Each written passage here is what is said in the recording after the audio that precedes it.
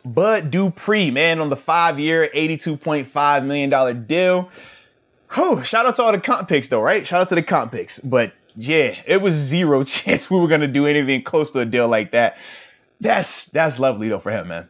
No, for sure. There was no chance Yeah. at 16 million, 16 and a half, Bro, right? What? 16 and a half. I mean, think That about it. surprised me a little bit. For me, yes and no. Yes, because we talked about the ACL element, right? We said some teams might shy away from that.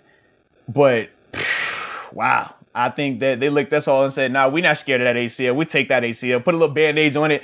You'll be all right. Yeah. I mean, it would have been cool to see him do a 1 year to stay here in Pittsburgh, but Lord, that would have been crazy for him to even consider that, knowing that 16.5 per year was out there for him. Like, that is a ton of money, man. He's earned that money, man. What he's been able to, do throughout his career here, and especially getting hot as of late, man, he definitely earned this contract. So, man, I think that it's a good fit for him down there in Tennessee as well. Obviously, Variable, he does a good job from a defensive standpoint. Now, they got to improve their defense, especially that secondary. That secondary struggled a little bit. But the way that we say Ben struggled because of the O-line, in Tennessee, they say their secondary struggled because of the pass rush. So we're going to see what my man Bud Dupree could do down there, man, if he can make it shake for him one time. But, yeah, and in terms of, I guess, how it impacts us, I like Alex Highsmith, and I do think that he is going to be able to play well. But I do think we're going to feel this loss of Bud Dupree, man. Yeah, for sure. He was, whenever you talked about players, we talked about positions, we were saying, oh, Al might be the biggest loss. But in terms of just players and where they were at in their career, Bud Dupree was definitely the best that we had going into free agency. And we saw what happened. We've talked about this how many times whenever he went down against the Ravens, what our defense was looking like. Yeah. The pressure that we were getting the first few weeks of the season was crazy with him, TJ Watt. Bro, with even Alualu, we talked about Vince Williams earlier. Yeah. Like, we were stopping the run. We were getting pressure on the quarterback, and that just consistently waned throughout the season. I don't know how much the Devin Bush injury had to do with that. I'm assuming some of that. The two...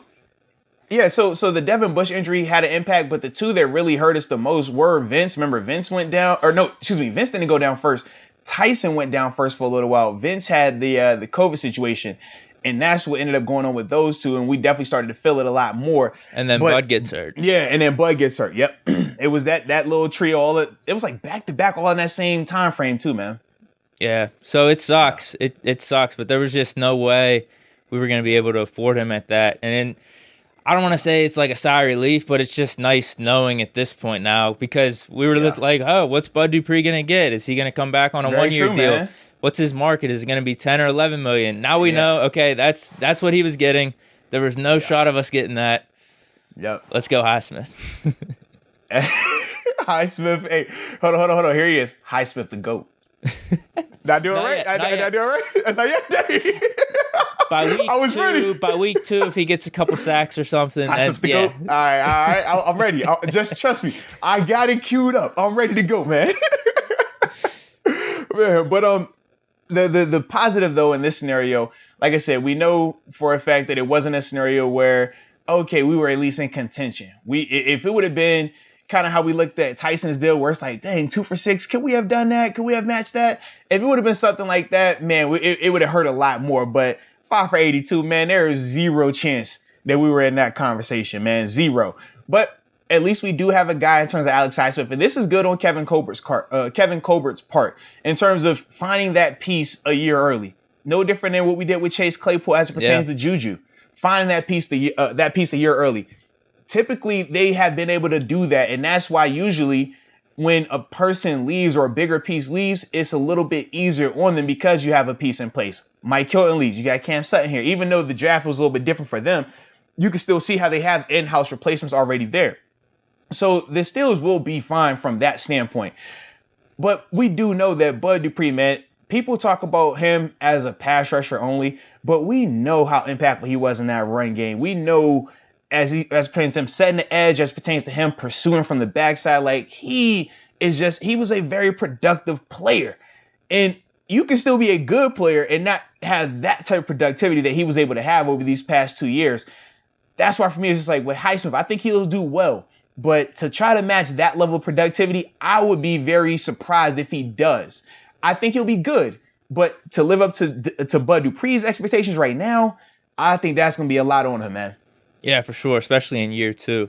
If you're Yeah, talking man. year 4 or 5, still Way that's different, right? still gonna be tough. But Yeah. you could develop like that, and who knows? A lot of Yeah. people speak very highly of him too.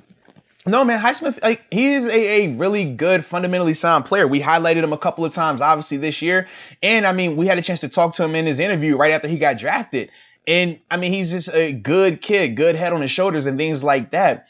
But it's certain things that no matter how much Highsmith develops, he can't physically do what Bud Dupree could do. And that's just, I mean, you see when you talk about drafting a guy in the first round, top 20 pick versus a third rounder, we know the talent difference starts to become a lot greater because the athletes, the crazy athletes, right? The 5 stars, the blue chips, those are usually your first round pick guys. Then from there, it's more development, more project pieces and things like that.